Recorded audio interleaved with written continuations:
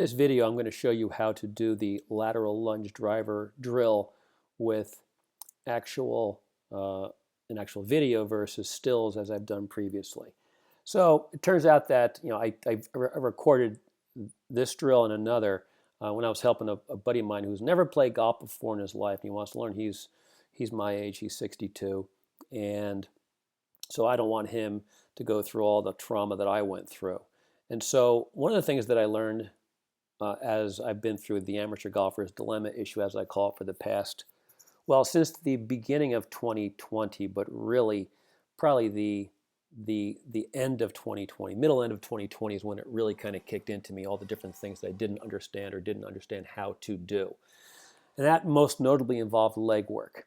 But the other issue for amateurs, including me, and really this doesn't really involve pros because they have soft hands, is the inability to kind of let the club and arm, well, hand, arm, club follow the body as opposed to yanking it from the top.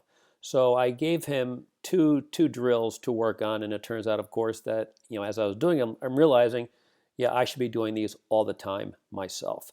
So most amateurs are quite violent and aggressive with their upper body.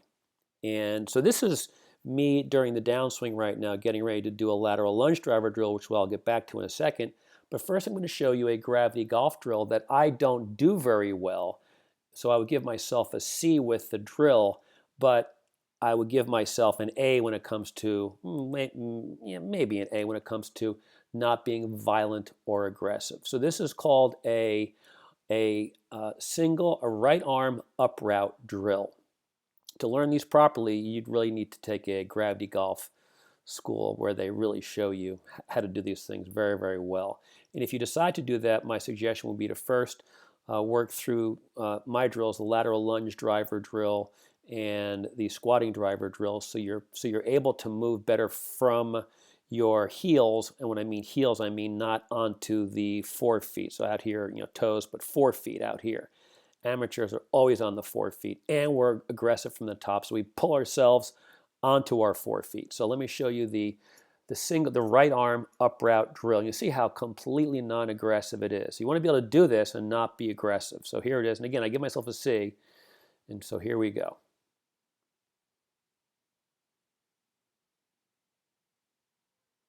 So you can see how easy that was, right? Watch it again.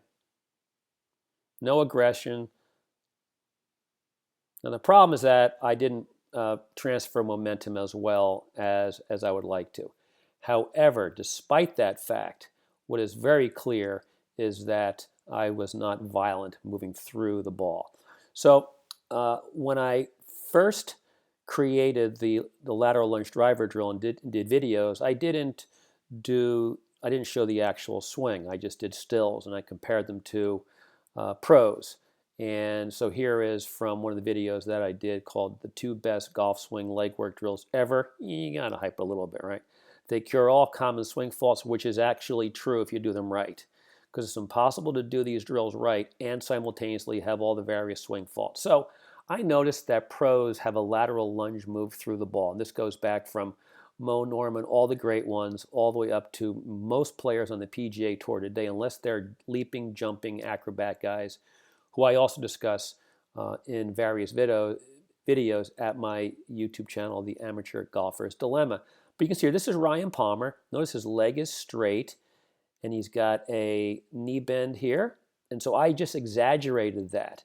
Now you can see the top right of me, my feet are much wider in the still shot here versus the video I'm going to show you in a second. However, my feet are, in this video, they're wider than Ryan Palmer's. Now, Ryan Palmer's about 6'1", 6'2", I think. I mean, between 6 and 6'2", maybe even taller. I don't know. Doesn't really make any difference. 5'11", 6'2", 6'3". My feet are wider here. You need to have a wide base to do the lateral lunge driver drill. There's no way around it. Now, we don't do this for distance. The purpose of doing the lateral lunge driver drill is to get into a professional impact position, which virtually all amateurs cannot do in the less than 1/3 of a second it takes to make the downswing. So I just thought to myself, well, if I can't get there, in my swing yet. Maybe it's because my brain doesn't know how to do it. If my brain doesn't know how to do it, it means my brain has never had the sensory input from the position itself and the sensory input created by the motion to reproduce it in my actual swing. And that's how I came up with doing the lateral lunge driver drill, so I could simulate the impact position of pros. So let me show you the video in its entirety. So let me just get back here. There we go. All right, so I'm showing him I think there might be a recording. I'm not sure if you can hear it at all. I'm kind of just showing him that from here, well, you'll see.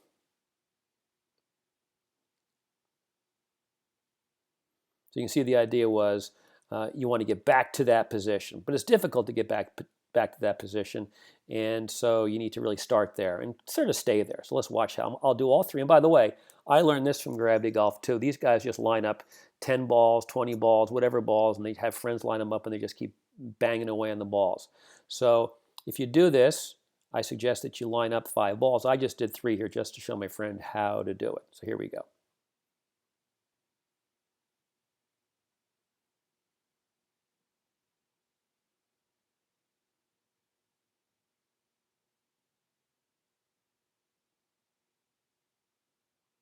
Okay, so first thing to notice when the first one I made. So I'm showing him the position, right? This is the lateral lunge position. So if you look at right from here, let me get right there maybe. Oh, hold on, here we go.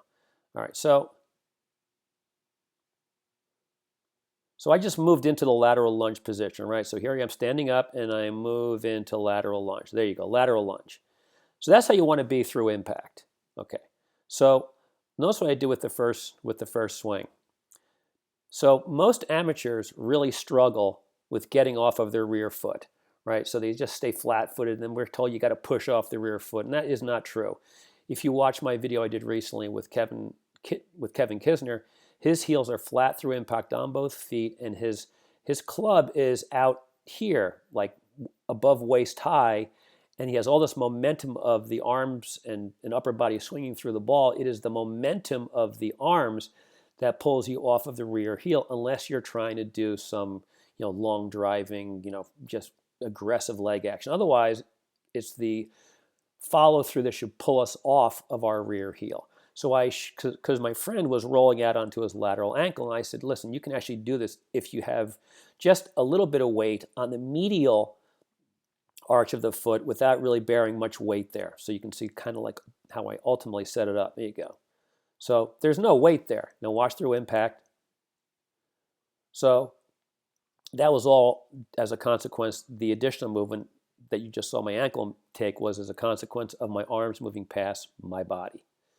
Okay, so let's just look at the rest. I'm going to get to the last one. I'll show this again. We'll get to the last one because the last one was the best move. Okay, so let's watch what happens here. I'm just going to kind of click through it, and I'm going to show you what you want to do when you do this drill. So I am clearly in the lateral lunge position. I could have my feet further apart. It just makes it more difficult to rotate. But you absolutely need to be 3, 6 or more inches wider than your actual swing. So take away. Now, as I'm taking it away, I want you to watch this golf ball right here, because what we don't want to do is we don't want to sway off the ball, as it's called, right? No swaying. So how do you stop yourself from swinging? You can't do it if you do it in your actual swing. You've got to preset yourself so you train your brain not to sway. Okay, so you can see I haven't swayed into the ball. So now as I get close to the top of the backswing, I have to bring my left knee in so I can rotate my pelvis and trunk. Now, if you watch any pro or any elite amateur, of which I am not, and by the way, my club face is closed. People say, your club face is closed, your hands are too strong, blah, blah, blah. Totally irrelevant for me because I can square it up at impact so long as I move my legs properly. So that's all just irrelevant stuff in my view. If you want to obsess on that, have at it. So what pros do is that they actually have their body moving toward the target before they finish the top, before they get their hands to the top of their backswing. So the top of the backswing for any elite player, and you can be that guy if you want, or gal, is to, well, you'll see. So here I am. Now, if you watch my body now, watch my hips right here. I haven't gotten to the top of my backswing, but I'm already kind of leaning toward the target now. I'm sort of falling toward the target now. Now watch my hands. They're still going up. My hands are still going up, and I move further away from the ball. Let's watch that again. Watch my body. You got to be able to kind of watch my hands, arms, body, and this ball simultaneously. So just kind of like you'll be able to see, if you just kind of like look at the ball and just let your peripheral vision watch arms and pelvis. See how that works? So I haven't reached the top yet, and I'm still moving, and I'm moving toward the target. Here's another one. See that? Haven't finished top of back. This is close to my top of my backswing. And you can see how much further away from the ball I am. This is the beauty of the lateral lunge driver drill. And notice also that I did not change the angle from my hip joint, knee joint, and ankle joint through the entire swing. I stayed in the lateral lunge position here, although I did move my left knee, which of course, you have to when you're making a backswing. Let's see if I start to bring it down now. And of course, when you do this, you can't take it back as far. It's just impossible because you're so wide. Let's see, I forget if I have more backswing motion while I'm moving my body toward the target. Here we go. One more click. Let's see. Nope, started there. You can see, right? So top of backswing, moving towards the target, and now I start to rotate my body toward the target. And my club will drop, but what you should notice is that my arms did not engage, which is what that one-arm drill is designed to do. And most of David Lee's unbelievable drills are designed to do is to keep your arms as passive as possible until it's time to engage them. So you can see my body leaning. Now I move my body further toward the target. I haven't started to take my arm. I haven't started to move my arms yet at all. Maybe a teeny bit there. And now yes. So look at this position here. Have you ever, in my actual swing, I never looked like this. This looks like a nice, professional, aggressive move through the ball. But I can only get there if I start up that way. And when you start up this way, you just can't generate as much power. So the goal is to work with the one-arm drill. I mean, I think these are the best two for me currently. The one-arm drill plus David Lee's turnaround drill that I'm not going to show you. The one-arm drill and this lateral lunge drill. So I've shown my friend all this. I'm like, geez, I got to do this more often. So when people talk about